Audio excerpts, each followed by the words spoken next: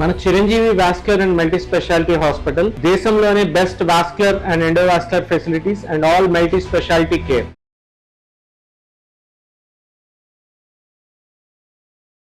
నమస్తే, welcome to Suman TV. నేను మీ కృష్ణవేణి. పిగ్మెంటేషన్ ఇప్పుడు ఊర్లలో ఉన్న వాళ్ళకు కూడా చాలా మందికి అర్థం కదా ఏంటి అని. చెంపలకి అటువైపు ఇటువైపు నుదురు మీద నల్లటి మచ్చలు వస్తూ ఉంటాయి.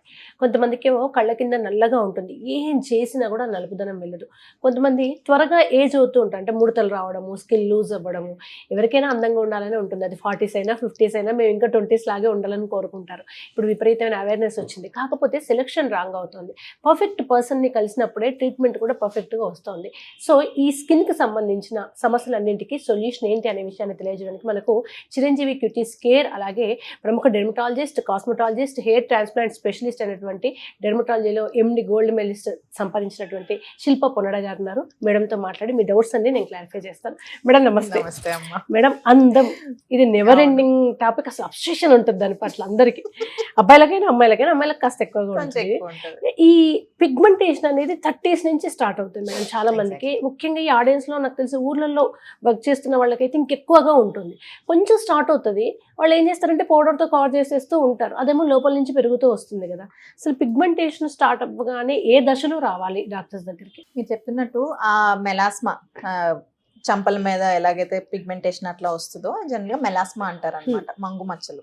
సో ఈ మంగు మచ్చలు ఎలా ఉంటాయంటే బేసిక్ గా ఒక చిన్న ర్యాష్ లాగా స్టార్ట్ అవుతుంది, అది కొంచెం పిగ్మెంటేషన్ వచ్చి అది స్లోగా పాకురుతా ఒక్కొక్కసారి ఈ ఐబ్రోస్ పైన, ఈ ముస్టాచ్ ఏరియా దగ్గర అండ్ ఈ ఏరియాస్, నోస్, సో మొత్తం అంతా కవర్ అయిపోయిన కేసెస్ కూడా మనం చాలా మంది చూసాం.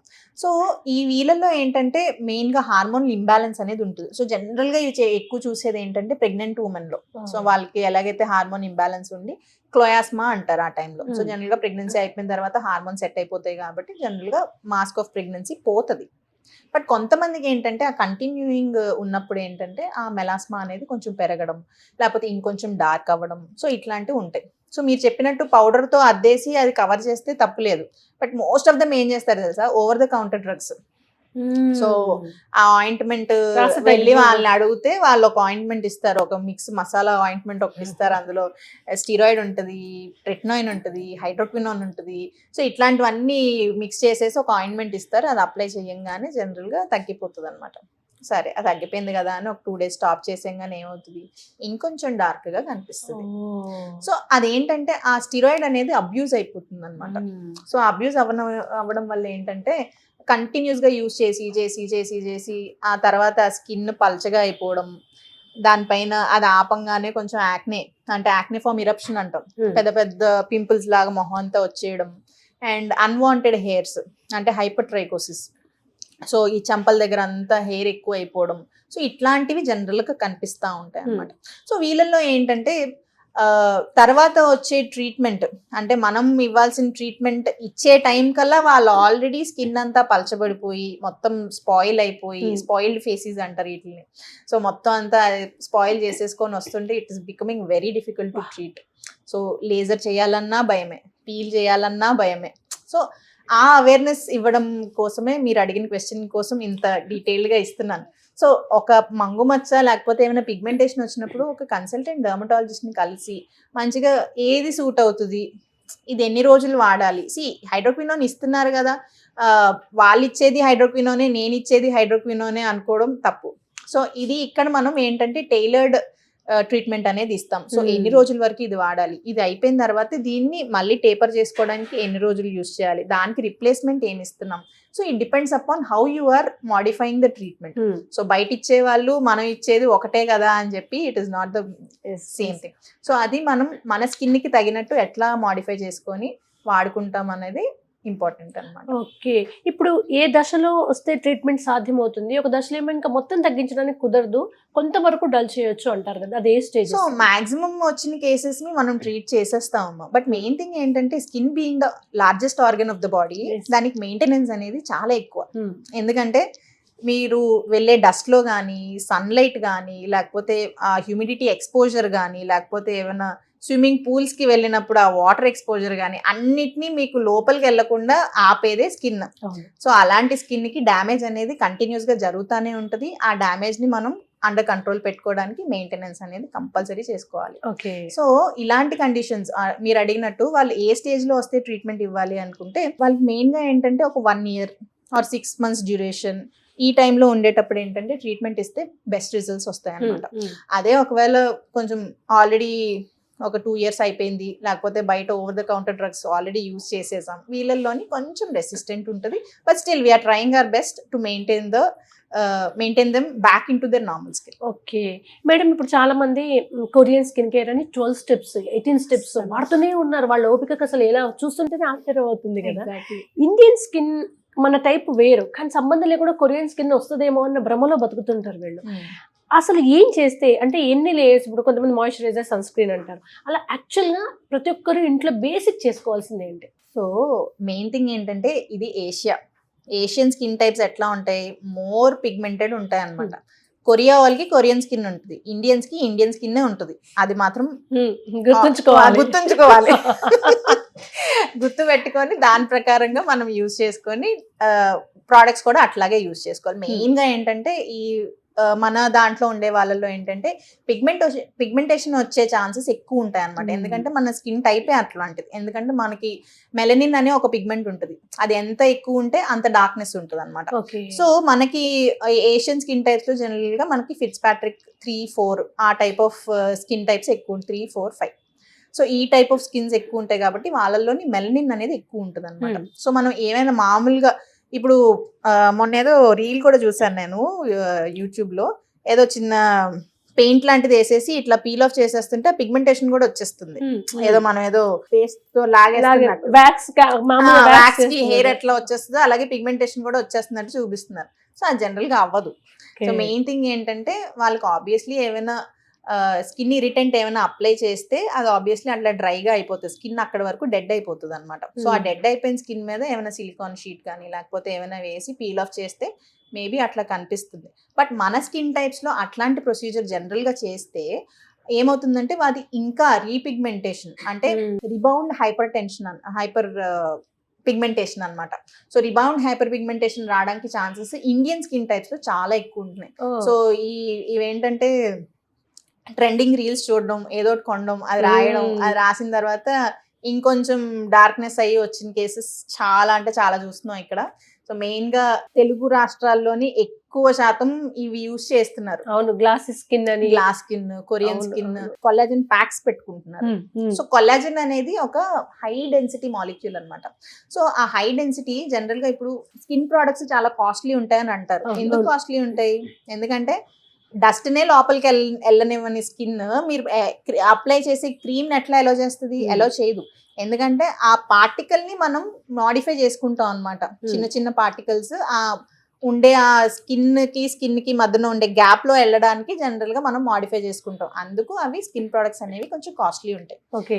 సో ఈ కొల్లాజన్ ఏంటంటే వీళ్ళు ఆ పౌడర్ ని తీసుకొని ఏదైతే తాగాలో ఆ తాగాల్సిన ప్రోడక్ట్ ని జనరల్ గా పేస్ట్ లా చేసేసి పూసేసుకుంటున్నారు. అది ఎలా వెళ్తుంది లోపలికి? అంత డెన్సిటీ ఉన్న మాలిక్యూల్ జనరల్ గా ఆ స్కిన్ లోకి వెళ్ళడానికి ఛాన్సెస్ చాలా తక్కువ. సో చూసేది ఏంటంటే ఇలా పెట్టంగానే అది మార్నింగ్ అయిపోయేటప్పటికి ఇలాగా మొత్తం ఇట్లా గ్లాస్ లాగా వచ్చేసినట్టు చూపిస్తున్నారు. ఎందుకంటే ఆబ్వియస్లీ లైటింగ్స్ ఉంటాయి, ఎడిటింగ్ ఉంటుంది, ఫిల్టర్స్ ఉంటుంది, అవన్నీ వాళ్ళకి అర్థం. ఏఐ కూడా ఉంటుంది, అది మిస్ అవ్వకూడదు. సో ఏఐ లో ఎలా ఉంటుంది అంటే టోటల్ గా మొత్తాన్ని మాడిఫై చేసేస్తుంది. అవును, మొన్న ఏదో వీడియో కూడా చూసాను. ఆ వీడియో కరెక్షన్ ఏంటంటే కాలు మీద కాలు వేసుకున్న పేషెంట్ కి ఇంకో కాలు కూడా ఉంది. సో ఇట్లాంటి దొరికిపోయింది అక్కడ. సో అట్లాంటి మాడిఫైయింగ్ వీడియోస్ చాలా వస్తున్నాయి. Get bluffed with those. Okay, మామూలుగా ఎన్ని లేయర్స్ మనం ఇంట్లో కేర్ తీసుకోవచ్చు? అంటే sunscreen, moisturiser. Main care అయితే 3 things నేను ప్రతి పేషెంట్ కి చెప్తాను. ఒకటి క్లెన్జర్, ఇంకొకటి మాయిశ్చరైజర్, ఇంకొకటి సన్ స్క్రీన్. ఇవైతే బేసిక్. అంటే if you having normal skin ఇవైతే బేసిక్ గా మీరు వాడాల్సింది. అంటే మీ స్కిన్ టైప్ కి కావాల్సిన క్లెన్జర్. కొంతమందికి ఆయిలీ స్కిన్ ఉండే వాళ్ళలో ఏంటంటే క్లెన్జర్స్ చెప్తాం. అదే కొంచెం ఆయిలీ స్కిన్ ఉండే వాళ్ళలోని ఫేస్ వాషెస్ చెప్తాం. So acid based face washes. అదే కొంచెం డ్రై స్కిన్ ఉండే వాళ్ళల్లో ఏంటంటే క్లెన్జర్స్ చెప్తాం. మాయిశ్చరైజింగ్ గా ఉండాలి ఫేస్ వాష్ చేయంగానే మనకి ఏంటంటే ఇలా పట్టేసినట్టు ఇట్లా ఉండకూడదు. సో మెయిన్ థింగ్ ఏంటంటే సో వాళ్ళకి మాయిశ్చరైజింగ్ ఫేస్ వాషెస్ చెప్తాము. అండ్ కంపల్సరీగా ప్రతిసారి ఫేస్ వాష్ చేసినప్పుడు ఆయిలీ స్కిన్ అవ్వనివ్వండి, డ్రై స్కిన్ అవ్వనివ్వండి, అది కంపల్సరీ ఏంటంటే మనం మాయిశ్చరైజర్ అనేది అప్లై చేయాలి. ఎప్పుడు Okay. అప్లై చేయాలి, మనం వాష్ చేసేసిన తర్వాత తుడుచుకున్నాక ఇంకా స్కిన్ కొంచెం చల్లగా అనిపిస్తుంది. That is the right time అన్నమాట. ఆ టైంలో ఏంటంటే పోర్స్ ఓపెన్ ఉంటాయి. సో పోర్స్ ఓపెన్ ఉన్నప్పుడు మనం ఏమైనా అప్లై చేసినప్పుడు అది అబ్జార్బ్ చేసుకొని మొత్తం డ్రై అయిపోయిన తర్వాత ఫ్యాన్ ముందు కూర్చొని అంత డ్రై అయిపోయినాక ఇప్పుడు మాయిశ్చరైజర్ రాద్దాం అనుకొని కూర్చొని రాసి నో పాయింట్. అది ఓన్లీ ఏంటంటే ఉన్న పోర్స్ ని క్లాగ్ చేయడం తప్ప ఇంకేం చేయదు. సో ఫేస్ వాష్ అయిన వెంటనే వెమ్మటే రాసుకుంటే యూజ్ ఉంటుంది. సీరమ్స్ అయినా అట్లానే చెప్తాం, మాయిశ్చరైజర్ అయినా అట్లనే చెప్తాం. And coming to the sunscreen compulsory ఈ 2 fingers కి ఎంత క్రీమ్ పడుతుందో అంత క్రీమ్ ఫేస్ కి నెక్ కి సరిపోతుంది అనమాట. సో నా దగ్గరకు వచ్చే పేషెంట్స్ సన్ స్క్రీన్ ఒక జనవరిలో వచ్చారు అనుకుందాం, జూన్ వరకు సన్ స్క్రీన్ మళ్ళీ బై చేయరు. సరిపోతుంది, అంత చిన్నగా వేసుకుంటారు. ఇంత వేసుకుంటే ఎక్కడ సరిపోతుంది మేడం, నాకేం పని చేయట్లేదు మేడం, సన్ స్క్రీన్ వేసుకున్నా కూడా నల్లగానే ఉంటున్నాను. ఎంత వాడుతున్నావు అమ్మా అంటే మొన్న ఎప్పుడో జనవరిలో తీసుకున్నాను మేడం, ఇప్పుడు జూను. సరిపోయింది. ఎలా సరిపోతుంది? అది ఉండేది 30 grams 50 grams ప్యాక్ ఉంటుంది. రోజుకి ఒక 1 gram వాడినా కూడా నీకు 2 months 1 month కి అయిపోవాలి. అండ్ ఎండలోనే ఉండే వాళ్ళకి ప్రతి 2 hours కి అప్లై చేసుకోమని చెప్తాం జనరల్ గా. అండ్ సన్ స్క్రీన్ కూడా ఒక 20 minutes ముందు అప్లై చేసుకొని ఆ తర్వాత సన్ ఎక్స్పోజర్ కి చెప్తాం అనమాట. సో దానివల్ల ఏంటంటే అది సన్ స్క్రీన్ సెట్ అవ్వడానికి మనకు ఒక 20 minutes పడుతుంది. సో వెమ్మటే ఎండలోకి వెళ్ళినా కూడా అది పని చేయదు. సో 20 minutes వెయిట్ చేసి ఆ తర్వాత సన్ ఎక్స్పోజర్ కి వెళ్ళమని చెప్తాం. తర్వాత ఏజింగ్ మేడం, ఇప్పుడు 30 అసలు నిజానికి కూడా 50 years వాళ్ళు కూడా 35 లాగా కనిపిస్తున్నారు. ఓకే, అవేర్నెస్ వల్ల ఏమో, కానీ 30 తర్వాత సాధారణంగా వచ్చి ఇప్పుడు కళ్ళ కింద బాగా నల్లగా అవుతుంటుంది, కొంచెం జారుతుంది, ముడతలు వస్తుంటాయి నవ్వుతున్నప్పుడు. ఇవన్నిటికి ట్రీట్మెంట్కు వస్తున్నారు. అండ్ నేను అనొచ్చు అనురాధ మీకు, కానీ ఏదో బొమ్మల్లాగా అందరికి ఫిల్లర్స్ ఇచ్చి ఇక్కడ వాపు ఒకటే ఫేసుల లాగా వచ్చేలాగా ట్రీట్మెంట్ ఇస్తున్నారు. అందరూ వెళ్ళిపోయి అది ఎందుకు చేయించుకుంటున్నారో అర్థం కాదు. చివరికి ఎవరిని చూసినా ఒకలా ఉంటున్నారు. న్యాచురల్గా ఫిల్లర్స్ ఒకవేళ నీడున్నా వాళ్ళ ఫేస్ ఫీచర్స్ మిస్ అవ్వకుండా ఇవ్వగలగొచ్చా? ఎందుకు ఇలా జరుగుతోంది ఏజింగ్కి? మంచి క్వశ్చన్ అడిగారమ్మా. సో ఇప్పుడు ఈ ఫిల్లర్స్ గురించి మాట్లాడుకోవాలి అంటే ఫిల్లర్స్ బేసిక్ గా ఏంటంటే ఫ్యాట్ లాస్ అయిన దగ్గర, అంటే ఏమైనా సర్జరీ అయినా లేకపోతే ఏమైనా యాక్సిడెంట్స్ అయినా ఇట్లాంటి టైంలోనే ఒక్కొక్కసారి ఏంటంటే ఆ ఫ్యాట్ అనేది లాస్ అయిపోతుంది అనమాట. సో ఆ ఫ్యాట్ లాస్ అయినప్పుడు ఏం చేస్తారంటే కొంచెం ఫ్యాట్ అబ్డామిన్ దగ్గర కానీ లేకపోతే థై దగ్గర కానీ కొంచెం ఫ్యాట్ తీసుకొని అది మిక్చర్ చేసుకొని జనరల్ గా అక్కడ ఇంప్లాంట్ చేస్తారు. సో ఇదేమవుతుంది, స్లోగా విత్ ద ఇవల్యూషన్ అదేంటంటే అదొక ఫిల్లర్ లాగా తయారైపోయింది. సో మనం నార్మల్ గా చేసే ఫిల్లర్ అది ఒక కాస్మెటిక్ ప్రొసీజర్ అయిపోయింది అనమాట. ఇప్పుడు ఆ ఫ్యాట్ తీసి ఆ ప్రాసెస్ చేసి ఇదంతా టార్చర్ కాబట్టి ఇప్పుడు ఏంటి అంతా రెడీమేడ్ వచ్చేసింది. హైలోనిక్ యాసిడ్స్ ఇవన్నీ జనరల్ గా ఫిల్ చేసేయడం ఇదే. సో అది చేయడం వల్ల ఏంటంటే what ever it may be, ఎప్పుడైనా కూడా న్యాచురల్ గా ఉండేది ఎప్పుడు న్యాచురల్. మనం ఆర్టిఫిషియల్ గా తీసుకొని వచ్చింది అది ఆర్టిఫిషియల్ గానే ఉంటుంది. సో ఆబ్వియస్ కదా, అది ఎక్కడికి వెళ్తుంది, it is not a part of your body. So ఎక్కడికి వెళ్తుంది, ఆబ్వియస్లీ డిస్ప్లేస్ అయినప్పుడు లేకపోతే ఒక హైపర్ రియాక్షన్ వచ్చినప్పుడు అది ఇంకా ఎబ్బెట్టుగా కనిపిస్తూ ఉంటుంది అనమాట. అదొకటి కరెక్ట్ చేసుకోవాలి. ఇంకొకటి మెయిన్ గా మీరు చెప్పినట్టు అండర్ ఐ పఫీనెస్ వస్తుంది కొంతమంది బ్యాగ్స్ లాగా. సో ఆ బ్యాగ్స్ జనరల్ గా వాటికి కామఫ్లాజ్ చేసుకోవడానికి ఏం చేస్తున్నారంటే మెయిన్ గా అటుపక్క ఇటుపక్క ఫిల్ చేసేస్తున్నారు. సో అది చేయడం వల్ల ఏంటంటే అది ఇంకా వాటర్ అబ్జార్బ్ చేసుకొని ఇంకా పెద్దవి కనిపించేస్తున్నాయి అనమాట. అప్పటికప్పుడు కరెక్ట్ అవుతుంది, మళ్ళీ ఒక 1-2 months తర్వాత మళ్ళీ యథావిధి. సో ఇది మెయిన్ గా ఏంటంటే సర్జికల్ గా అవ్వాల్సింది సర్జరీతోనే అవ్వాలి, ప్రొసీజరల్ గా అవ్వాల్సింది ప్రొసీజరల్ గానే అవ్వాలి. సో ఆ క్యారీ బ్యాగ్స్ అంటే ఏదైతే అండర్ ఐ పఫీనెస్ ఉందో దానికి సర్జికల్ గానే బ్లెఫరోప్లాస్టీ అని అంటారు. సో అట్లాంటి ప్రొసీజర్ జనరల్ గా చేయించుకున్నప్పుడు మాత్రమే ఆ కరెక్షన్ అనేది జరుగుతుంది అండ్ లాంగ్ లాస్టింగ్ కూడా ఉంటుంది. అండ్ ఈ ఫిల్లర్స్ అనేవి ఫిల్ చేయించుకోవడం వీటి వల్ల ఏంటంటే ఈ చెప్తున్నాను కదా, ఈ అంటువర్డ్ రియాక్షన్స్ ఎక్కువ అయిపోతున్నాయి అనమాట. అండ్ వాళ్ళు చేయించుకున్నారని వీళ్ళు చేయించుకోవడం అది ట్రెండ్ అట్లా ఫాలో అవ్వాల్సింది అవసరం అయితే ఏం లేదు. What your body needs me body already చెప్తుంది. నేను నా పేషెంట్స్కి కూడా అదే చెప్తాను. ఈ స్కిన్ ట్యాగ్స్ వచ్చినాయి లేకపోతే ఇక్కడ అంతా బ్లాక్ అయిపోతుంది నల్లగా మెడ చుట్టూదా ఇదంతా చెప్తుంటే I tell my patients, see your body is giving you signals that something odd is happening inside your body. So మీకు డయాబెటీస్ వచ్చే ఛాన్సెస్ ఉన్నాయి కాబట్టి ఇన్సులిన్ అనేది రెసిస్టెన్స్ అవ్వడం కాబట్టి ఈ ఏరియాస్లోని జనరల్గా బ్లాక్నెస్ అనేది వస్తుంది. మీరు వెయిట్ ఎక్సెసివ్గా పుట్ ఆన్ చేస్తున్నారు కాబట్టి మీకు స్కిన్ ట్యాగ్స్ అనేవి వస్తున్నాయి. అలాగే ఇప్పుడు వారికోజ్ వెయిన్సే తీసుకున్నాం అనుకోండి, అక్కడ చెడు రక్తం నిలిచిపోతుంది కాబట్టి ఆ ఏరియాలోని మీకు బ్లాక్నెస్ కానీ ఇచ్చింగ్ కానీ అల్సర్స్ కానీ ఇట్లాంటివి ఫామ్ అవుతుంది. It's not skin disease per se. So underline cause ని ఐడెంటిఫై చేసుకొని మనం ట్రీట్మెంట్ అనేది ఇచ్చుకోవాలన్నమాట. అలాగే ఇప్పుడు పిసిఓడి పేషెంట్స్ గురించి ఇందాక మాట్లాడుకున్నాం, వాళ్ళల్లో కూడా యాక్నే వస్తుంది. హార్మోనల్ యాక్నే రావచ్చు, అంటే జాలైన్ కిందన యాక్నే రావడం. తర్వాత అన్వాంటెడ్ హెయిర్స్, ముస్టాచ్ కానీ లేకపోతే చిన్న ఏరియాస్లో కానీ లేకపోతే సైడ్ లాక్స్ కానీ ఈ ఏరియాస్లోని హెయిర్స్ ఎక్కువ రావడం. ఇట్లాంటి హెయిర్స్ వచ్చినప్పుడు you have to understand what is the main cause that is giving these symptoms. కానీ మేడం ఇక్కడ పేషెంట్స్ డాక్టర్ దగ్గరకు వచ్చి డాక్టర్ది చెప్తే విందాం అనే పొజిషన్లో రావట్లేదు. మాకు ఇది కావాలి మీరు చేస్తారా లేకుంటే ఇంకొకరి దగ్గరికి వెళ్ళి చేయించుకుంటాం అనే మూడ్లో వచ్చేస్తున్నారు కదా. ఇప్పుడు చిరంజీవి క్యూటీస్ కేర్లో నాకు ఫిల్లర్స్ కావాలి మేడం, నాకు చిన్న ఇలానే కావాలని వచ్చేస్తారు. వాళ్ళని ఎలా మరి పేషెంట్ని వదులుకోలేరు, అలాంటి రాంగ్ గైడెన్స్ ఇవ్వలేరు. ఎలా అసలు ఇది పెద్ద కౌన్సిలింగ్ సెషన్ అవుతుంది. కౌన్సిలింగ్ సెషన్స్ అయితే మంచిగానే అవుతాయి అమ్మా. ఎందుకంటే ఒక పేషెంట్ ఏమంటారు, ఇప్పుడు ఏఐ కానీ లేకపోతే వేరే ప్లాట్ఫామ్స్ కానీ ఇవన్నీ ఎక్కువైపోవడం వల్ల ఏంటంటే ఒక ఫోటో తీయడం, దాన్ని అప్లోడ్ చేయడం, దీనికి ఏది కరెక్షన్ చేసుకోవాలి, I want to become like her అంటే ఇప్పుడు ఇద్దరు ఒకలాగే ఉంటే ఏం పాయింట్? ఇప్పుడు అనవసరం కదా, ఇంతమంది ఉండాల్సిన అవసరం ఏముంది? నేచర్ సిస్టమ్ నేచర్ సిస్టమ్ ని మార్చేద్దాం అనుకోవడం తప్పు.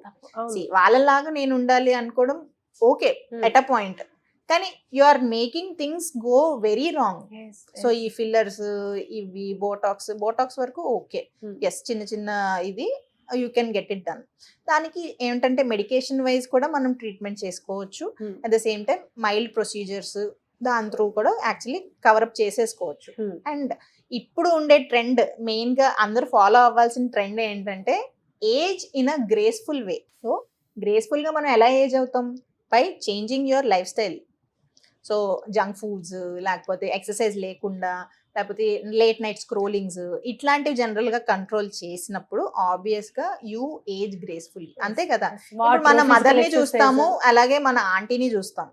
So you can obviously find the difference. So వీళ్ళ లైఫ్ స్టైల్ ఏం చేంజ్ ఏమి ఫాలో అవుతున్నారు, వాళ్ళు ఏం ఫాలో అవుతున్నారు, వాళ్ళు వీళ్ళు ఒకటే ఏజ్ కదా, but why she looking more younger than her. So అది మనం కంపేర్ చేసుకుంటే ఆబ్వియస్ గా మనకి అర్థమైపోతుంది.